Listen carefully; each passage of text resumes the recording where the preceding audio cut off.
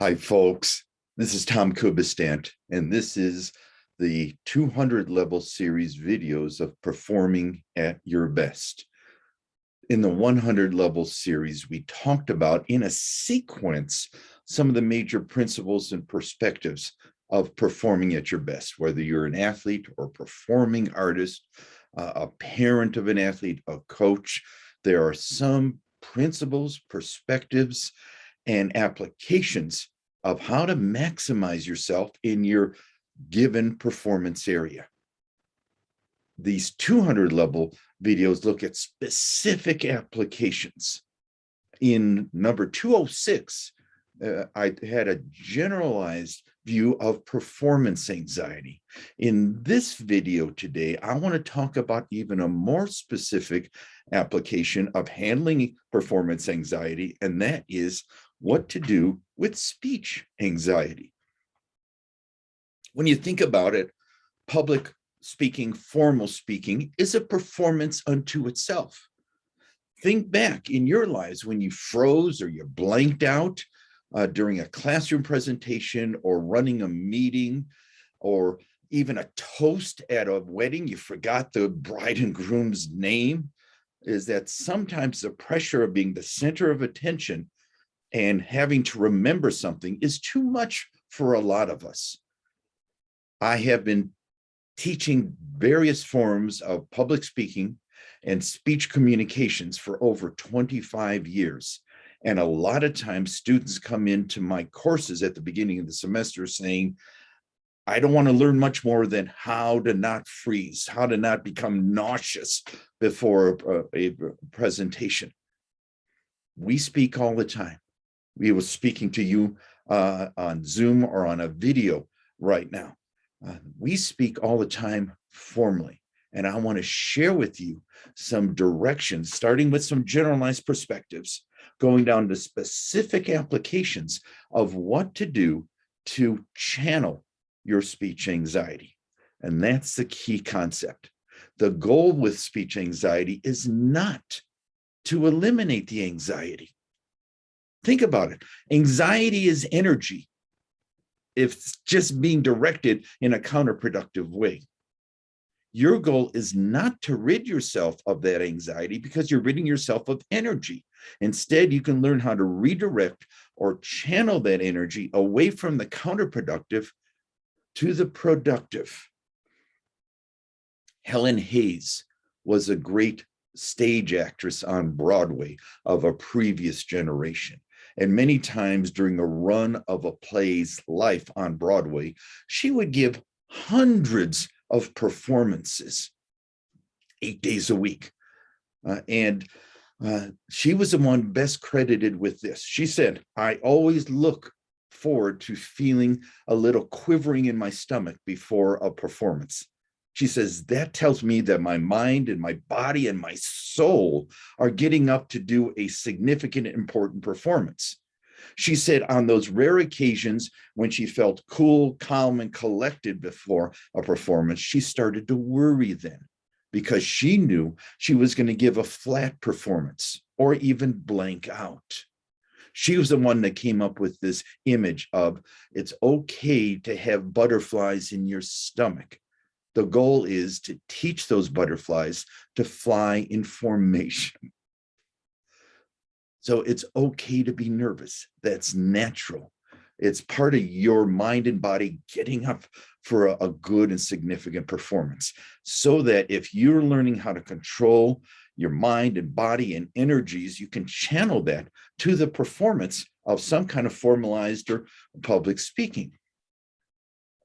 So one of the things to do is that remember that you are in charge. There are some things that we all have in common. Stage fright is an extension of performance anxiety.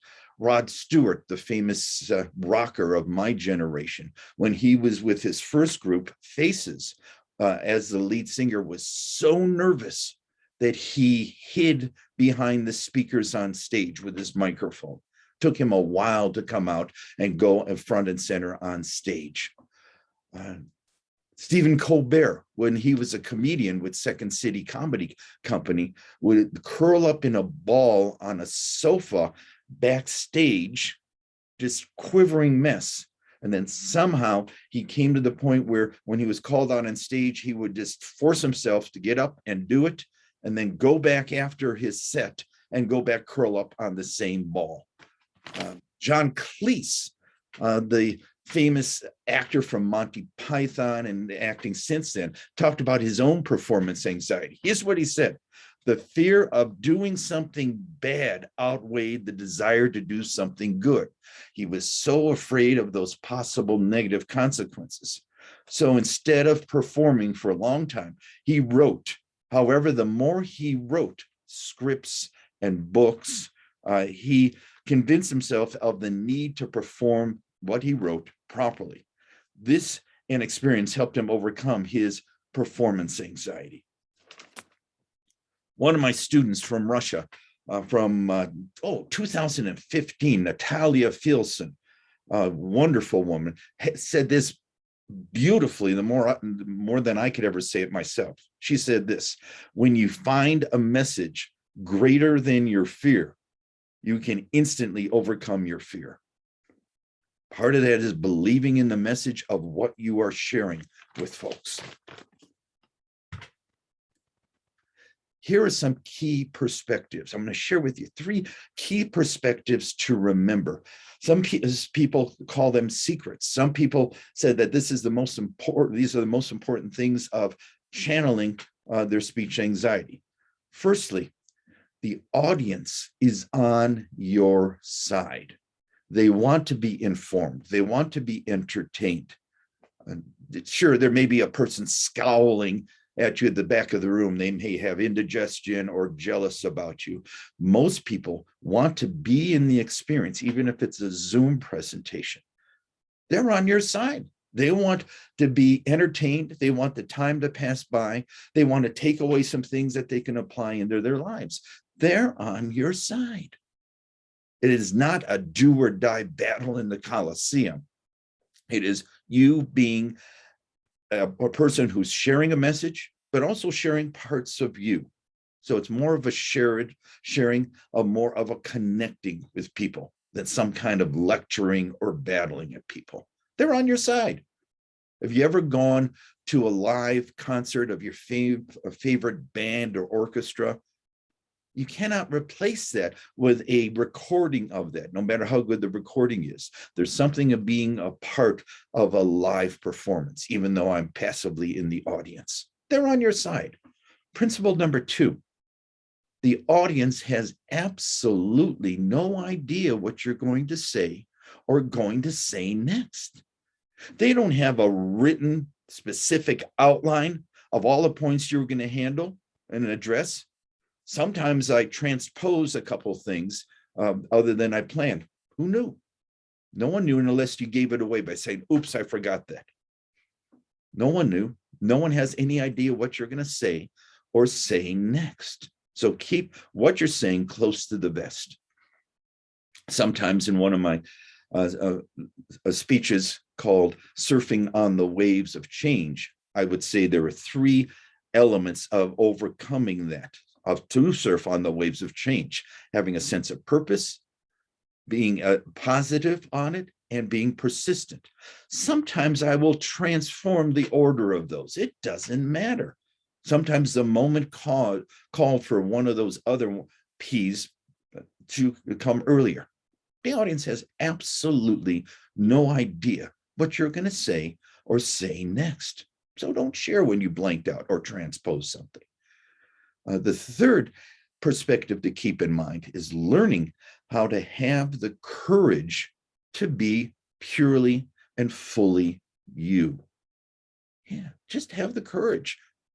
Sometimes people say right now before a speech, they want to take on their Wonder Woman pose or their Superman pose, or being like an athlete that raises their hands at the end of a successful performance. Sometimes we need to move our bodies that way to release some of those tension and anxieties. And here's something to keep in mind. Each of our bodies has one spot in our body that reflects the tension, the physical tension, most quickly and most intensely. Where's your spot? Some people may have crampy hands or sweaty hands. Other people may have a stiff jaw or tension going above and below the ears. Some people may have getting a tension headache from furrowing their brow or gritting their teeth. Some people say that they don't have control of their legs, that the legs are shaking all the time.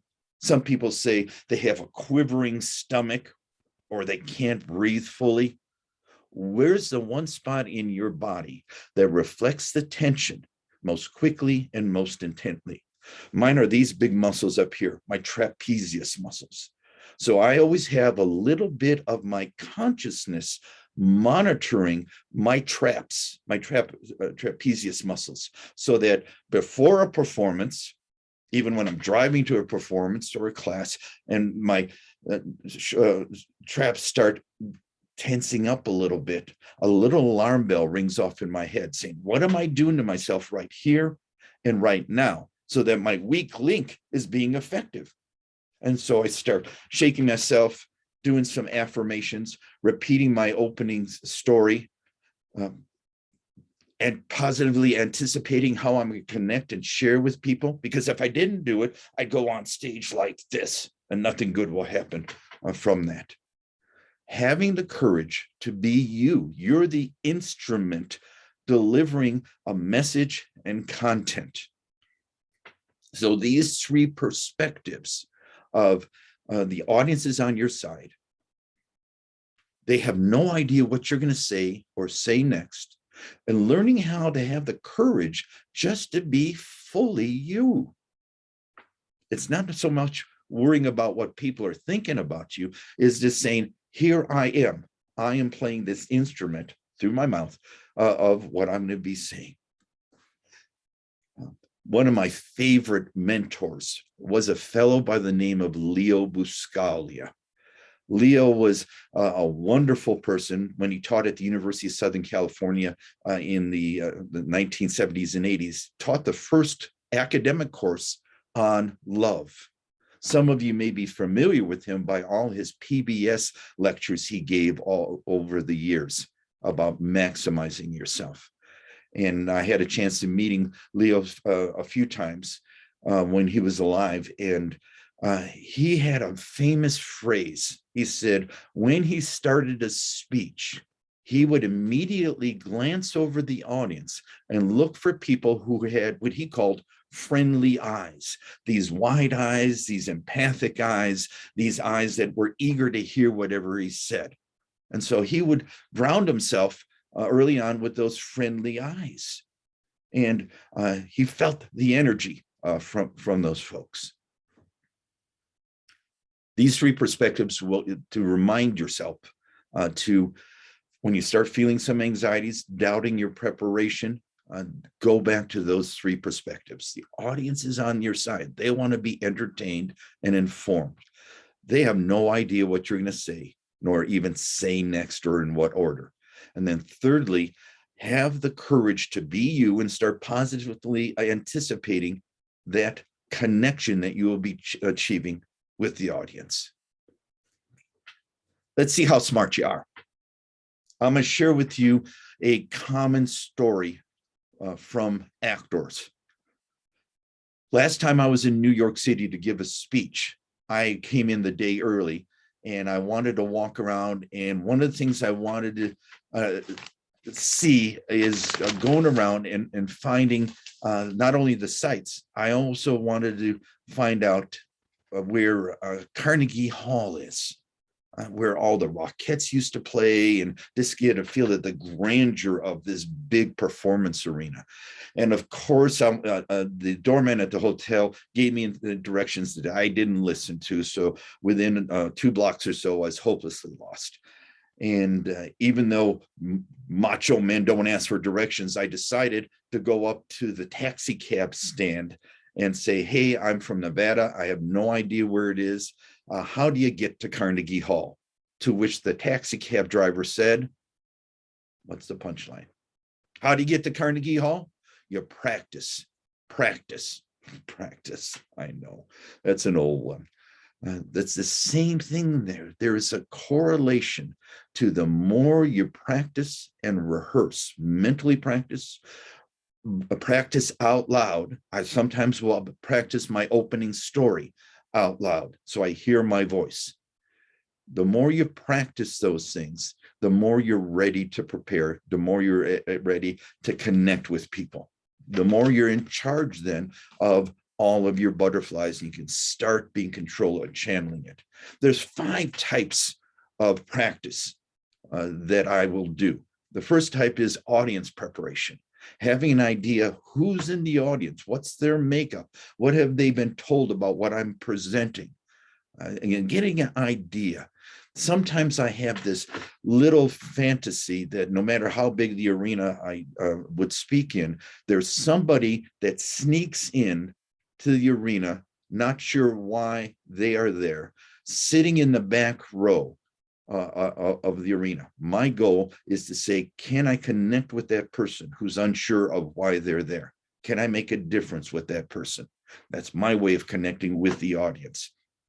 Second way of practicing and preparing is logistics, making sure the microphones are working, making sure the lighting and the heat and the seating arrangements are proper, because you want to make people as comfortable as you can, and you don't want any surprises.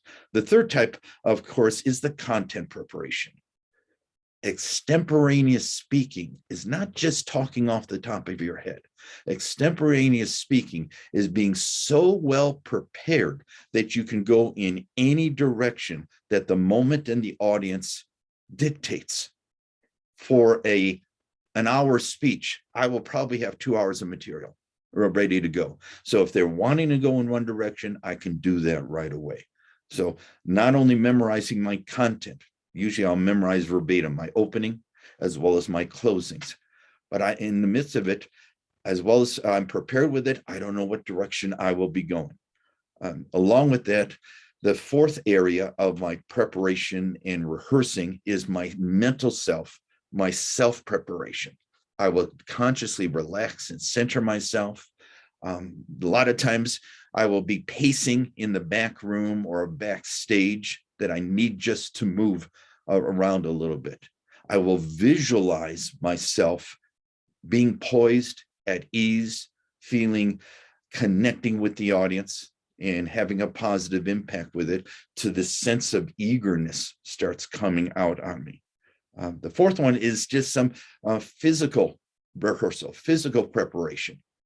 Billy Crystal, when he used to host the Academy Awards, would run up and down the steps of the theater before anybody walked in, do 500 crunches and push-ups. He said he needed to feel himself get a sweat on like a racehorse. Then he knew he was physically ready. So he would go shower, shave, and dress for the actual big performance. These 5 areas, whether it's understanding the audience, controlling the logistics, being aware and rehearsing your content, your mental, emotional preparation, reinforcing yourself, using some affirmations, and physical preparation, whether it's stretching or doing some yoga poses or doing some kind of meditating beforehand, are ways to all prepare yourself.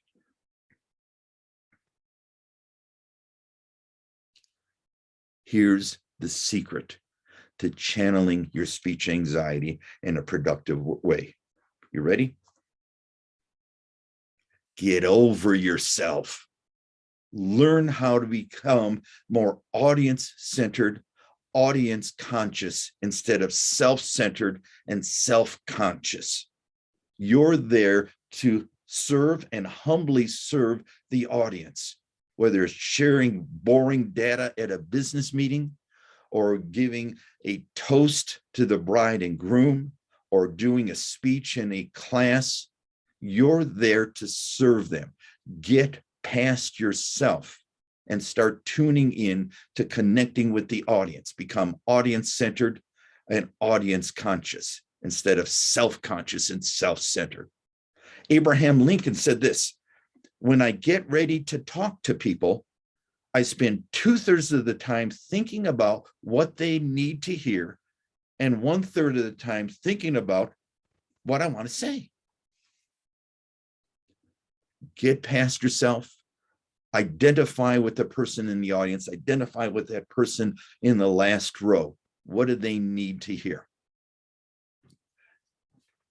You will start finding out that the more experience you have in different types of situations, you'll start preparing before a presentation, enjoying and immersing yourself in the presentation, and then reflecting on it afterwards. Ballet dancers have a wonderful saying. They say for each ballet performance they give, it's really 3 separate performances: the one they planned, the one they delivered, and the one they wish they would have given. Similarly, whenever you give some kind of speech, even if it's a 10-minute sales presentation or a report at a business meeting, plan it, then deliver it the best you can, and then afterwards, do some reflecting of what to do differently or better next time. That's how we learn. That's how we become better with it. But still is the opportunity to connect with people. The best way to connect with people is to connect with yourself first, with the attitudes that you're humbly serving them. And beyond that, what you want to do is put across things in ways that they will listen and learn from. Here's an extension of this whole area of channeling your performance anxiety. And that is what to do when you blank out. Granted, the more you prepare, the more you rehearse, the more experience you have, the less chances are when you blank out. Think back for you, the time you blanked out, how uncomfortable and panic-stricken that was. There is a little correlation between preparing well in experience and minimizing the times you blank out. Still, there'll be times when you blank out. Given that, here are some things I came up with of what to do when you blank out. Not so much if, you will blank out. Firstly, breathe. It's okay to be silent for a moment. You don't have to be babbling on at 140 words a minute all the time. People won't listen to it, and you'll lose touch with yourself. Slow down. Learn how to be comfortable with silence. That's also the time when you're breathing to reconnect with those friendly eyes. In those situations, you will re-find those friendly eyes, and they'll be saying, okay, go ahead, Tom, you can do it, recover. The only negative thing not to do is to admit that you just blanked out. That just heightens your own anxiety and the audience's anxiety too. You feel that they're judging you. Keep that close to the vest. So breathe, be comfortable with silence, find friendly eyes. I've heard some people say that if they're on some kind of stage or performing area, they walk around. They just need to be moving instead of being frozen there.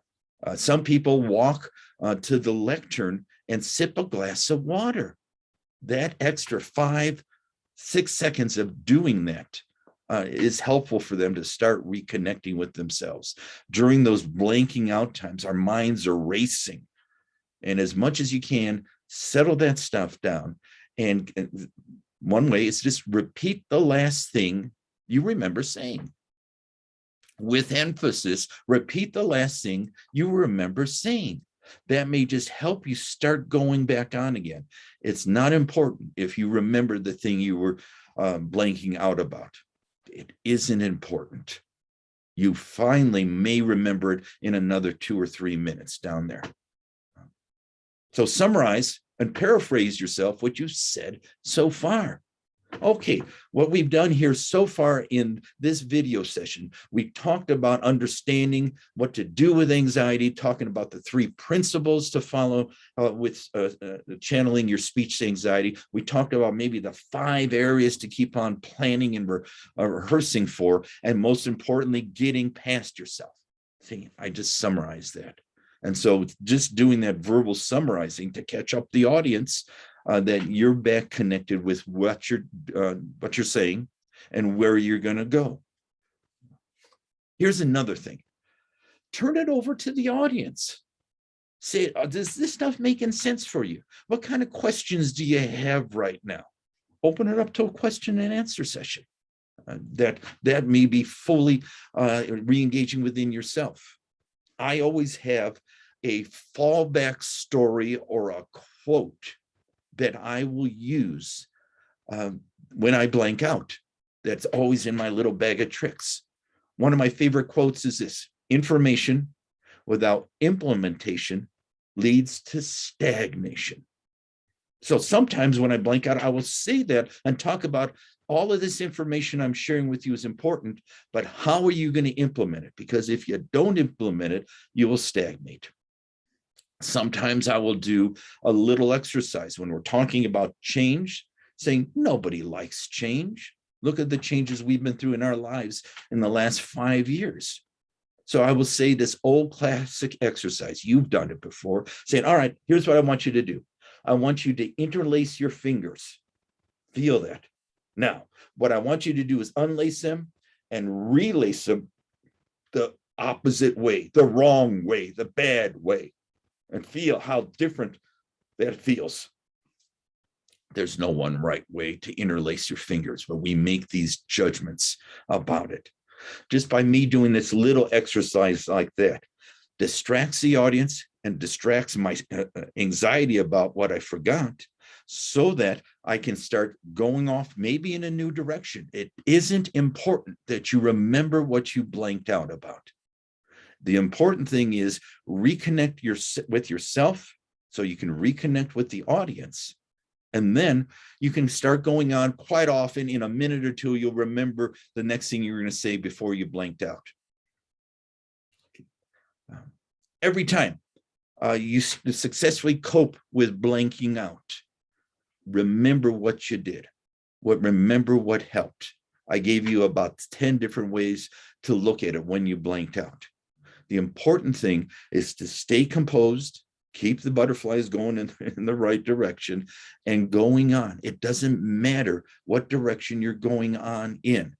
You will come back to where you're supposed to be.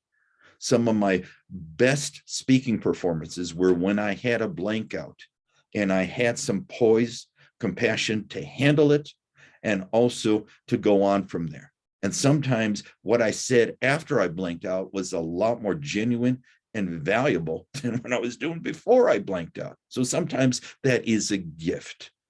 The more you plan, the more prepare, the more experience you have, the more belief you have in serving the audience and connecting with the audience, the less chances you will blank out, and the quicker, if you do blank out, come back to yourself. Formalized public speaking is indeed a performance. We are the instrument of that performance. Hopefully, some of these perspectives that I've shared with you, these ideas, these techniques will help you get past yourself so you're becoming less self-centered and self-conscious so that you can start becoming more audience-centered and audience-conscious. That's when you're serving them. That's when the fun of verbal communication really takes hold. Replay this video before you're going to give a big speech, whether it's in a class or sales presentation or doing a job interview. Replay this, and it will just remind you of the things to do and the things to be. Learn how to connect with yourself so you can connect with the audience. This is Tom Kubistant, and I shall see you next time.